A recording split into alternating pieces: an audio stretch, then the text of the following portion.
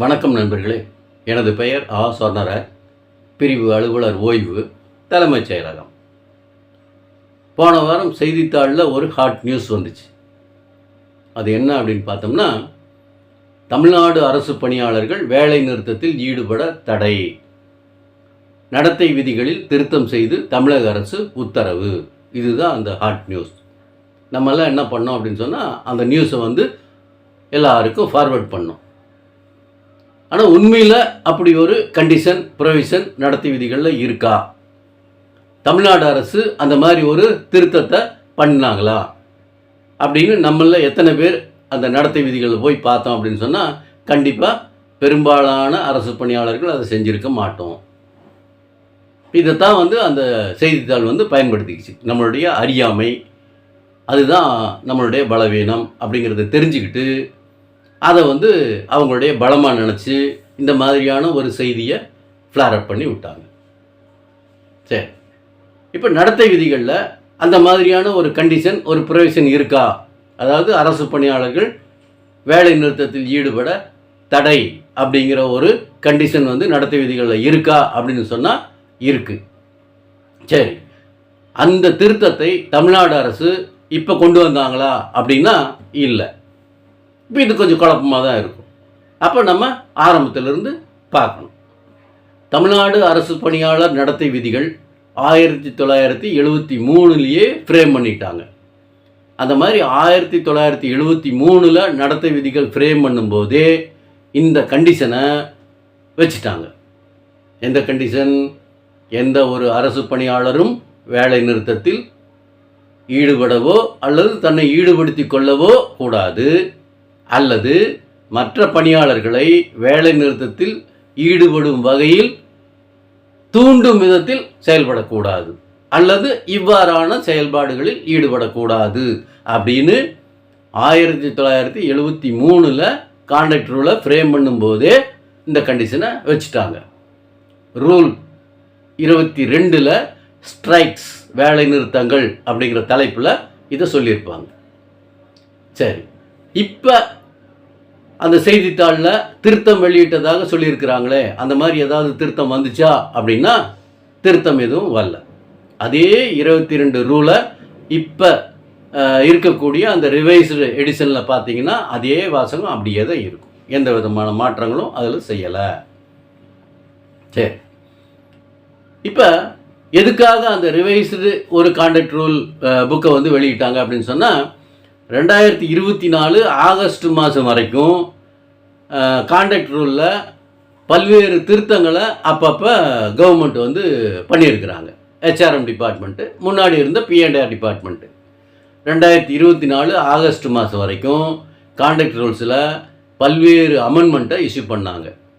அதையெல்லாம் கிளப் பண்ணி இப்போ ரிவைஸ்டு எடிஷனாக அதை வெளியிட்டிருக்கிறாங்க. அவ்வளோதானே தவிர இந்த ஸ்ட்ரைக் அப்படிங்கிற வாசகத்தில், அந்த ப்ரொவிஷனில், அந்த கண்டிஷனில் எந்த விதமான திருத்தமும் பண்ணலை. இதை நம்ம போய் தெளிவுபடுத்திக்கணும். ரூல் 22 பழைய வெர்ஷன் பாருங்கள், இப்போ வந்திருக்கிற நியூ வெர்ஷனையும் பாருங்கள், எந்த வித மாற்றம் இல்லாமல் இருக்கும். சரி, இப்போ எதுக்காக அந்த மாதிரி ரிவைஸ்டு ஒரு எடிஷன் வெளியிட்டிருக்காங்க அப்படின்னு சொன்னால், 2024 ஆகஸ்ட் மாதம் வரைக்கும் நடத்தை விதிகளில் என்னென்ன அமெண்ட்மெண்ட்லாம் இஷ்யூ பண்ணாங்களோ அதையெல்லாம் இன்கார்பரேட் பண்ணி அந்த ரிவைஸ்டு எடிஷனில் சொல்லியிருப்பாங்க. உதாரணத்துக்கு ஒன்று சொல்லணும்னா, ரூல் 3 கிஃப்ட்டு, பரிசு பொருட்கள் அப்படிங்கிற ஒரு தலைப்பு இருக்கும். நடத்தை விதிகளில் ரூல் 3 கிஃப்ட்டு, பரிசு பொருட்கள் அப்படிங்கிற தலைப்பு ஒன்று இருக்கும். அதில் பழைய வெர்ஷனில் என்ன இருக்குது அப்படின்னு பார்த்தா, ஒரு அரசு பணியாளர் அவருடைய திருமணத்தின் போதோ அல்லது அவருடைய பிறந்த நாளின் போதோ அல்லது திருமண ஆண்டு விழாவின் போதோ, அந்த மாதிரியான ஒரு சுப நிகழ்வின் போது அவருடைய ஃப்ரெண்ட்ஸுக்கிட்ட இருந்தோ ரிலேட்டிவ்ஸ்கிட்ட இருந்தோ அவர் கிஃப்ட் வாங்குவார். பரிசு பொருட்கள் அவருக்கு வரும். அதனுடைய மதிப்பு 5000 ரூபாய்க்கு மேலே போயிடுச்சு அப்படின்னு சொன்னால் அது சம்பந்தமான தகவலை அவர் ஆஃபீஸுக்கு சொல்லணும், கவர்மெண்ட்டுக்கு சொல்லணும். 5000 ரூபாய்க்கு கீழே மதிப்புள்ள பரிசு பொருட்களை வாங்கினால் அவர் கவர்மெண்ட்டுக்கு சொல்ல வேண்டியது இல்லை அப்படின்னு ஆரம்பத்தில் இருந்துச்சு. அப்போ அந்த மதிப்பு தொகை 5000 ரூபாயாக தான் ஃபிக்ஸ் பண்ணியிருந்தாங்க பழைய ஆர்டர் படி, பழைய ரூல் படி. இப்போ 2014 2015 அதில் ஒரு அமெண்ட்மெண்ட் போடுறாங்க. என்ன சொல்கிறாங்கன்னா, அந்த மதிப்பு தொகை 5000 ரூபாய்க்கு மிகையான பரிசு பொருளை வாங்கினா கவர்மெண்ட்டுக்கு சொல்லணும்னு சொல்லியிருப்பாங்க இல்லையா, அந்த சீலிங் அமௌண்ட்டை வந்து 25,000 ரூபாயாக அந்த மதிப்பு தொகையை வந்து உயர்த்துகிறாங்க.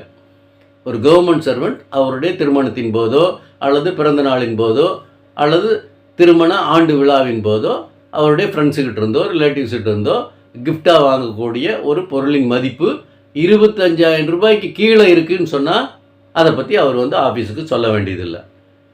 அல்லது பெறக்கூடிய ஒரு பரிசு பொருளின் மதிப்பு வந்து 25,000 ரூபாய்க்கு மேலே போயிடுச்சு அப்படின்னு சொன்னால் அது சம்பந்தமான தகவலை வந்து அவருடைய ஆஃபீஸுக்கு சொல்லணும் அப்படின்னு சொல்லி அந்த 5,000 ரூபாய் அப்படிங்கிற அந்த மதிப்பு தொகையை வந்து 25,000 ரூபாயை அனௌன்ஸ் பண்ணியிருப்பாங்க.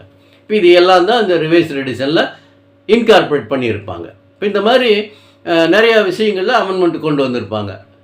இப்போ ஒரு கவர்மெண்ட் சர்வெண்ட் வந்து வீடு கட்டுறதுக்காக தன்னுடைய நண்பர்கிட்ட இருந்தோ அல்லது உறவினர்கிட்ட இருந்தோ 10 லட்சம் ரூபா வரைக்கும் வட்டியில்லா கடனாக வாங்கலாம் அப்படின்னு அந்த சீலிங் அமௌண்ட்டை வந்து அனௌன்ஸ் பண்ணியிருப்பாங்க. ஆரம்பத்தில் வந்து அதை 1 லட்சமாக வச்சுருந்தாங்க, அப்புறம் 3 லட்சமாக மாற்றினாங்க. அப்போ அதை வந்து 10 லட்சமாக அனௌன்ஸ் பண்ணியிருப்பாங்க. அல்லது அவருடைய 6 மாத சம்பளம் அப்படிங்கிற மாதிரி சில சீலிங்கை ரைஸ் பண்ணியிருப்பாங்க. அதையே இன்கார்பரேட் பண்ணி தான் இப்போ வந்து அந்த ரிவைஸ்டு எடிஷன் வந்திருக்குது. இப்போ இதையெல்லாம் அந்த செய்தித்தாளில் ஹைலைட் பண்ணி சொல்லாமல் அந்த வேலை நிறுத்தம் அப்படிங்கிறதுல எந்த விதமான அமெண்ட்மெண்ட்டும் இஷ்யூ பண்ணாத ஒரு விஷயத்தை அமெண்ட்மெண்ட்டில் கொண்டு வந்ததாக சொல்லி ஒரு நியூஸை ஃப்ளாரப் பண்ணி நம்மளை எல்லாம் ஃபார்வேர்ட் பண்ண வச்சுருக்கிறாங்க. சரி, இது வந்து எதை காட்டுது அப்படின்னு பார்த்தோம்னா, நம்மளை ரெகுலேட் பண்ணக்கூடிய விதிகள் பற்றி நம்ம தெரிஞ்சிக்காமல் இருக்கிறது தான் அந்த செய்தித்தாள் வந்து பயன்படுத்தியிருக்கு. அப்போ இவங்களுக்கு வந்து முன்னாடி என்ன இருந்துச்சுன்னு தெரியாது, இப்போ என்ன திருத்தம் பண்ணியிருக்காங்கன்னு தெரியாது. இந்த மாதிரி ஒரு நியூஸை போட்டு விடுவோமே, இவங்க எல்லாம் வந்து அது ஃபார்வேர்ட் பண்ணிக்கிட்டு இருக்கட்டுமே அப்படிங்கிற ஒரு எண்ணத்தில் தான் அந்த மாதிரியான ஒரு நியூஸை போட்டிருக்காங்க. இப்போ அந்த மாதிரியான ஒரு ப்ரொவிஷன் ஏற்கனவே எங்களுக்கு தெரியும் அப்படிங்கிறது அந்த நியூஸ் பேப்பருக்கு நம்ம உணர்த்தி இருந்தால் இந்த மாதிரியான செய்தி வந்திருக்க வாய்ப்பு இருந்திருக்காது. சரி, இப்போ அந்த ரூல் 22 என்ன சொல்லியிருக்குங்கிறத நம்ம ஏற்கனவே சொல்லிட்டோம். எந்த ஒரு அரசு பணியாளரும் வேலை நிறுத்தத்தில் ஈடுபடக்கூடாது, மற்றவங்கள ஈடுபடுத்தும் வகையில் தூண்டிவிடக்கூடாது அப்படிங்கிற மாதிரி ஒரு ரெஸ்ட்ரிக்ஷன் வச்சுருக்காங்க இல்லையா. இப்போ நம்ம வந்து போராட்டத்தில் ஈடுபடாமல் இருக்கிறோமா, ஆர்ப்பாட்டத்தில் ஈடுபடாமல் இருக்கிறோமா, அல்லது வேலை நிறுத்தத்தில் ஈடுபடாமல் இருக்கிறோமா, பண்ணிக்கிட்டு தானே இருக்கிறோம். அப்போ அந்த ரூல் 22 மீறிட்டோம் அப்படின்னு சொல்லி நம்ம மேலே ஏன் ஒழுங்கு நடவடிக்கை எடுக்கலை அப்படிங்கிற ஒரு கேள்வி நம்மளுக்கு வரலாம். இதுக்கு வந்து நம்ம இன்னொரு ஆக்டை போய் பார்க்கணும். ட்ரேடு யூனியன் ஆக்ட், த ட்ரேடு யூனியன் ஆக்ட்னு ஒன்று இருக்குது. தொழிற்சங்கங்கள் பதிவு சட்டம், தொழிற்சங்கங்கள் சட்டம்னு ஒன்று இருக்குது. இப்போ அதைத்தான் நமக்கு வந்து பிரிவிலேஜாக நம்ம எடுத்துக்கிறோம். அந்த தொழிற்சங்கங்கள் சட்டத்தில் என்ன சொல்கிறாங்கன்னு சொன்னால், தொழிலாளர்களுடைய பிரச்சனைகளையோ உரிமைகளையோ குறைகளையோ மேனேஜ்மெண்ட்டுக்கிட்ட நேரடியாக ஒவ்வொருத்தரும் போய் தனிப்பட்ட முறையில் சொல்ல முடியாது. அப்போ ஒரு கலெக்டிவ் ரெப்ரசன்டேட்டிவாக போகணும் அப்படிங்கிற மாதிரி ஒரு ப்ரொவிஷன் அதில் வச்சுருப்பாங்க. அப்போ அந்த தொழிலாளர்களாக ஒன்று சேர்ந்து அவங்களுக்கான பிரதிநிதிகளை வந்து தேர்ந்தெடுத்து மேனேஜ்மெண்ட்டுக்கிட்ட அவங்களுடைய குறைகளை பற்றி பேசி அவங்களுடைய குறைகளை களைவதற்கான நடவடிக்கை எடுக்கலாம்னு சொல்லி அந்த ட்ரேடு யூனியன் ஆக்டில் சொல்லியிருப்பாங்க. இப்போ அதே ப்ரொவிஷனை தான் நம்ம கவர்மெண்ட் சர்வீஸ்லேயும் கொண்டு வரோம். இப்போ நம்ம என்ன பண்ணுறோம், அரசு பணியாளர்கள் எல்லாம் சேர்ந்து அவங்களுக்குன்னு தனியாக சர்வீஸ் அசோசியேஷன்ஸ் இருக்குது. ஒவ்வொருத்தரும் ஒவ்வொரு சங்கங்கள் வச்சுருப்பாங்க. ஒவ்வொரு டிபார்ட்மெண்ட் வைஸு டிபார்ட்மெண்ட்டுக்குன்னு தனியாக வந்து சில சங்கங்களை வச்சுருப்பாங்க. அப்புறம் கலெக்டிவாகவும் சங்கங்கள் இருக்கும், மாநில அளவிலான சங்கங்களும் இருக்குது. இப்போ அவங்க எல்லாம் தான் வந்து அரசு பணியாளர்களின் குறைகள் உரிமைகள் இதை பற்றியெல்லாம் அரசாங்கத்துக்கூட உட்காந்து பேசுவாங்க. அதுக்காக தான் அவங்க வந்து ரெப்ரசன்டேட்டிவாக போகிறாங்க. அது அரசு பணியாளர்களின் பிரதிநிதிகளாக அரசுடன் பேச்சுவார்த்தை நடத்த தேர்ந்தெடுக்கப்பட்ட நிர்வாகிகள், சங்க நிர்வாகிகள் வந்து போய் பேச்சுவார்த்தை நடத்துகிறாங்க.